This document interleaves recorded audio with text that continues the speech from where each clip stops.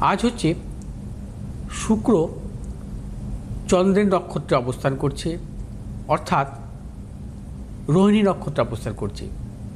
শুক্র চন্দ্রের নক্ষত্রে থাকা এবং চন্দ্র শুক্রের নক্ষত্রে থাকা অত্যন্ত শুভ, এবং শুক্রের মহাদশা বা চন্দ্রের মহাদশা অত্যন্ত শুভ ফল দেয় জাতক জাতিকার জীবনে।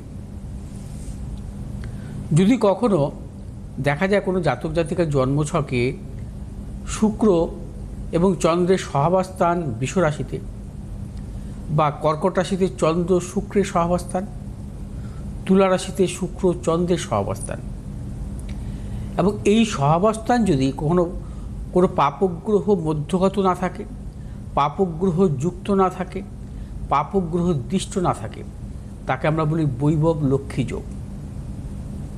এবং এই বৈভব লক্ষ্মী যোগ থাকলে সেই জাতক জাতিকা শিল্পকলা জগতে সাফল্য পায় এবং তারা কিছুটা রোমান্টিক প্রকৃতির হয়ে থাকে, অত্যন্ত অর্থনৈতিক সাফল্য আসে এদের। এরা রাজতুল্য সম্মান প্রাপ্তি ঘটে এদের জীবনে, সম্পদশালী, বিদ্বান, বুদ্ধিমান, বহু বিষয়ের উপর এদের পাণ্ডিত্য থাকে। অর্থাৎ বৈভবলক্ষ্মী যোগের জাতক জাতিকারা জীবনে প্রভূত সাফল্য পান, কিন্তু এই যোগ খুব বিরল, কারণ শুক্রচন্দ্রের সহাবস্থান অনেকেরই থাকে, কিন্তু দেখা যায় পাপগ্রহযুক্ত বা পাপগ্রহ একাধিক দৃষ্ট। অতএব সেক্ষেত্রে কিন্তু বৈভবলক্ষ্মী যোগ আসে না।